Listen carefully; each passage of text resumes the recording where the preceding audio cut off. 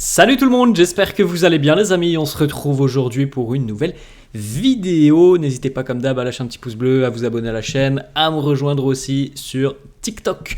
On continue les amis et on débute avec les unes des quotidiens madrilènes. Marca qui consacre sa une à Jens Lehmann, ancien gardien de la sélection allemande, qui nous parle de cette rencontre qui nous attend dans 48 heures entre l'Espagne et l'Allemagne. Il nous dit « L'Espagne est un petit peu moins expérimentée comme équipe, c'est encore une équipe très très jeune ».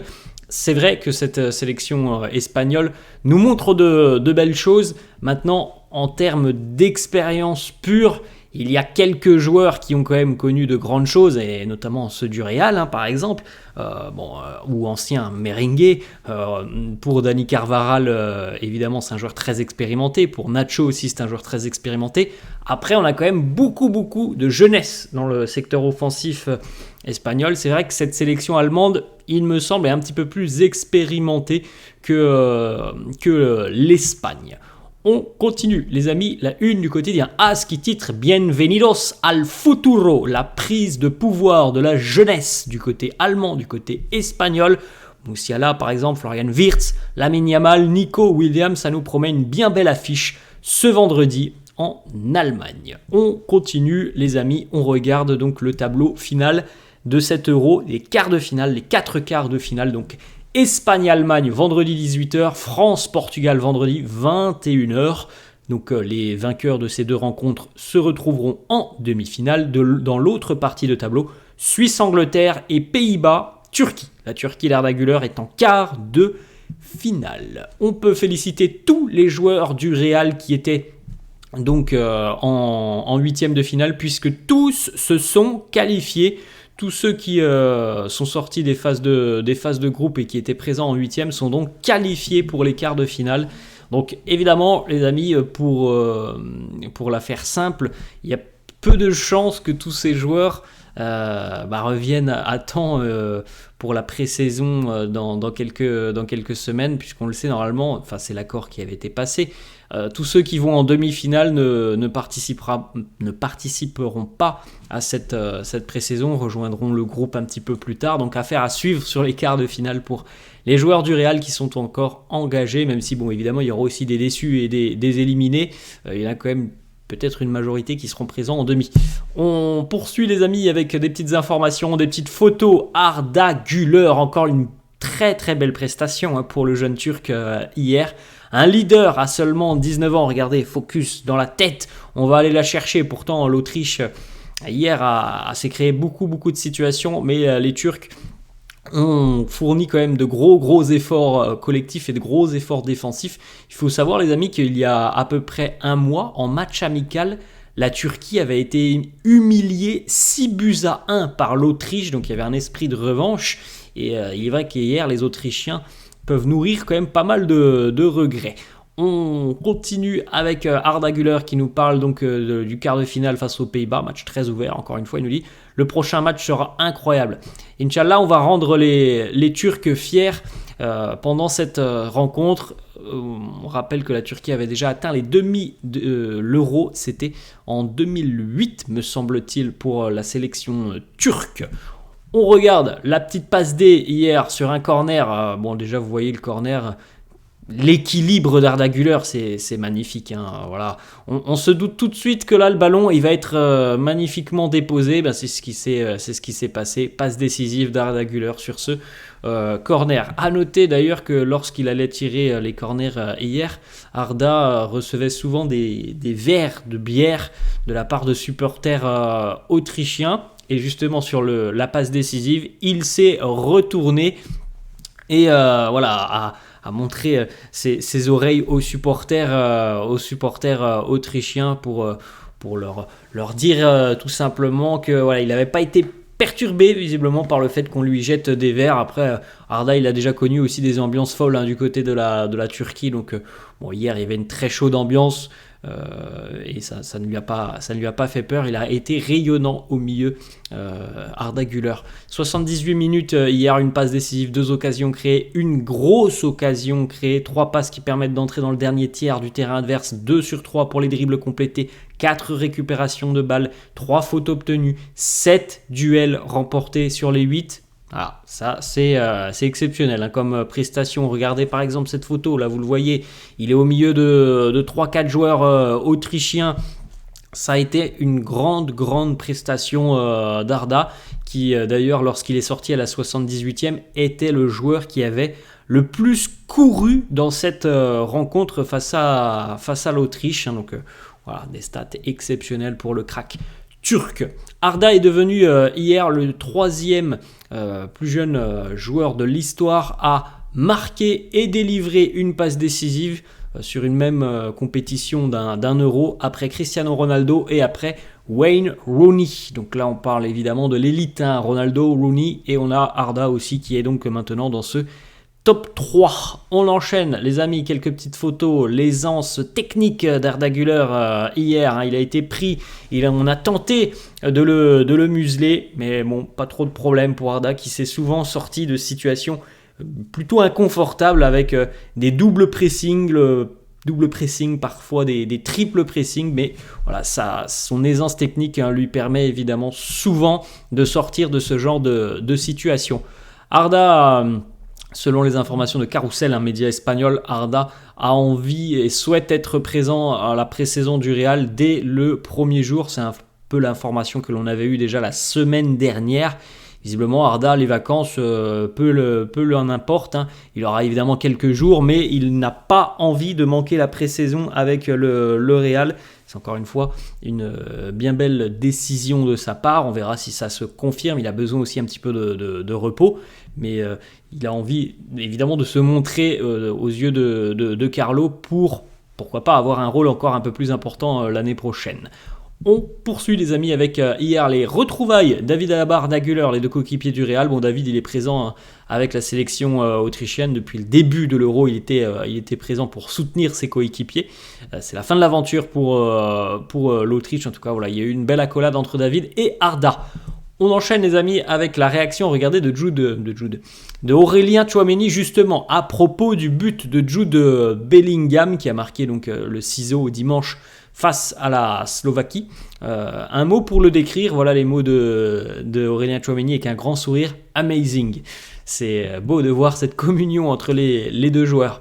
What an edit, regardez cette belle photo aussi, ça c'est dans 48 heures. Après Allemagne-Espagne, on aura France-Portugal, on aura Mbappé face à Ronaldo, on aura la légende CR7 face au gamin qui avait rencontré son idole il y a une dizaine d'années maintenant. Les deux se retrouvent en quart de finale d'un euro. Ça nous promet une bien belle journée de vendredi. On regarde aussi les amis cette petite photo du côté d'Ed Sheeran, la star anglaise. Ed Sheeran qui portait le maillot de Jude Bellingham hier lors de l'un de ses concerts. On continue les amis avec la petite page Copa América. On aura bel et bien droit à un duel Brésil-Uruguay en quart de finale de la Copa América. Ça va certainement nous promettre aussi une bien belle rencontre, assez chaude comme d'habitude sur le continent sud-américain. Le Brésil qui a échoué cette nuit dans son objectif d'aller chercher la première place. Les Brésiliens tenus en échec par la Colombie. Un partout, très mauvaise nouvelle en plus de ça pour le Brésil. Vinicius a reçu un carton jaune cette nuit. C'est déjà le deuxième sur cette phase de groupe. Vini sera suspendu pour affronter l'Uruguay. Donc voilà, s'il y a une élimination, Vini ne rejouera pas donc avec la sélection brésilienne. On verra ce qui se passera entre le Brésil et l'Uruguay. L'Uruguay qui a terminé sa phase de poule avec 3 matchs, 3 victoires. Le Brésil, c'est plus compliqué. Voilà, c'est une victoire et 2 matchs nuls. Et cette nuit, les Brésiliens... Sincèrement, ils méritaient de perdre. Face à la Colombie, ils ont été quand même globalement, même très globalement dominés par la sélection colombienne. Ils s'en sortent assez bien avec le 1 partout. Après, voilà, le Brésil n'avait qu'une idée en tête, c'était la victoire. Le nul, il servait à rien. Mais voilà, si on prend la rencontre dans sa globalité, les Brésiliens ont été largement dominés par la Colombie. Donc ça s'annonce compliqué face à l'Uruguay pour le Brésil. Vous pouvez jeter un petit coup d'œil, les amis. Voilà aussi le tableau final des quarts de finale de la Copa América. Argentine-Équateur, Venezuela-Canada, Uruguay-Brésil et Colombie-Panama. Donc potentiellement, le vainqueur de Brésil-Uruguay retrouvera la Colombie, qui est grandissime favori de son duel face aux Panaméens. On poursuit les amis, petite information Fabrizio Romano sur Lenny Yoro. Le Real et Lille sont officiellement entrés en négociation pour Lenny Yoro. Le petit point donc sur le dossier de Mario Cortegana, journaliste Marca, qui nous annonce que le Real est bel et bien la priorité de Lenny Yoro. Son contrat avec Lille se termine en 2025. Tous les partis sont au courant que le Real est très actif sur ce dossier. Le Real souhaiterait payer entre 30 et 40 millions d'euros. Lille en demande 60. Peut-être un petit peu moins, mais en tout cas, il y a quand même un écart entre ce que demande le LOSC et ce que propose le Real. On imagine que les négociations vont être assez compliquées. Lenny Yoro envisage aussi une autre possibilité, celle de continuer donc une saison supplémentaire à Lille et de rejoindre le Real gratuitement l'été prochain, ce qui évidemment n'est pas dans l'intérêt du LOSC. Il a quand même une très grosse valeur marchande, alors s'il faut le vendre à 40, je pense que Lille le vendra à 40. Et c'est absolument pas dans l'intérêt du LOSC de le perdre gratuitement l'année prochaine. Ça serait une énorme erreur des Lillois de perdre un joueur qui a quand même une grosse valeur. C'est certainement peut-être même la plus grosse valeur de l'effectif lillois à l'heure actuelle, peut-être avec Jonathan David, mais même encore, je pense que Lenny Yoro est devant. Donc voilà, c'est dans l'intérêt du LOSC de trouver un accord avec le Real. On continue les amis avec une autre information. Fabrizio Romano qui nous parle de Alphonso Davies. Et c'est un petit peu la même chose que pour Lenny Yoro. Le Real serait très heureux de recruter gratuitement Alphonso Davies l'été prochain si le Bayern, là aussi, ne veut pas négocier un bon prix pour Davies. On est dans la même situation que Lenny Yoro, sauf que on ne sait pas trop si Davies veut continuer au Bayern ou s'il veut rejoindre le Real. Lenny Yoro, on le sait, lui, il a envie de jouer pour le Real. C'est sa priorité. Franchement, pour Alphonso Davies, on attend la fin de la Copa América et on ne sait pas trop ce qui va se passer, mais en tout cas, en termes contractuels, c'est la même situation que Lenny Yoro. Dans un an, il est libre. Et donc, ça serait tout bénef pour le Real d'aller le chercher aussi gratuitement. On poursuit les amis, petite déclat de Brahim Diaz qui nous dit « La saison prochaine sera encore meilleure que celle qui vient de s'écouler ». Ah, ça serait beau, si la saison prochaine, le Real pouvait encore aller chercher la Ligue des Champions, pouvait encore aller chercher peut-être la Liga et autres compétitions. On rappelle qu'il y aura 7 compétitions sur lesquelles le Real sera engagé la saison prochaine. Autre déclat de Brahim sur l'intérêt, on sait qu'il y avait notamment Tottenham et je crois que c'était la Roma, si je ne me trompe pas, on en a parlé il y a deux jours. Je sais qu'il y a Tottenham, je me souviens plus du deuxième club, je crois que c'est Rome. Bref, Brahim nous dit « Je suis très heureux au Real, il y a de grands joueurs qui vont arriver, c'est ça Madrid, c'est ça le Real, ils ont les meilleurs joueurs et nous avons les meilleurs joueurs au monde. Je pense sincèrement qu'il n'y aura pas de départ de Brahim Diaz cet été. » On a une petite information de Carrousel, média espagnol, qui nous annonce qu'à l'heure actuelle, le joueur qui est le plus proche de quitter le Real Madrid, ça serait Dani Ceballos. On en a parlé depuis quelques jours maintenant. Alors, on n'a pas forcément de clubs qui ont manifesté un intérêt. Pour le moment, on ne sait pas. Il doit y avoir des clubs, évidemment, qui s'intéressent à Dani Ceballos. Mais pour le moment, on n'a pas l'identité de clubs qui pourraient se mêler donc, dans des négociations avec le Real et le joueur. Autre information, Marca. Nico Paz serait tout proche de rejoindre Leganés, qui est de retour en Liga. Leganés qui est dans la banlieue de Madrid. Alors après, ça peut se faire, les amis, on verra. Ça dépend peut-être aussi du départ de Dani Ceballos, puisque Nico Paz pourrait peut-être obtenir un rôle un peu plus important au sein de l'équipe première s'il vient à quitter le club. Et je ne suis pas sûr que le Real souhaite vendre Nico Paz. Alors peut-être que ça serait un prêt du côté de Leganés, comme par exemple ce fut le cas cette saison pour Rafa Marín, qui a obtenu le temps de jeu qu'il voulait du côté d'Alaves, un club qui luttait pour son maintien, qui d'ailleurs a fait plutôt une belle saison. Leganés va lutter pour son maintien. Leganés a besoin de profils assez talentueux. Nico Paz en fait partie. Affaire à suivre sur les prochains jours. Autre information les amis, quelques petites mises à jour arbitrales par rapport à la saison prochaine en Liga. Il y aura donc l'utilisation des hors-jeux semi-automatiques, toujours pas de goal line technologie. Pourtant on a vu cette saison que ça avait parfois posé des problèmes. Je crois que c'était sur un Classico, Real Barça me semble-t-il, qui avait eu une grosse polémique autour d'un but qui était rentré ou pas.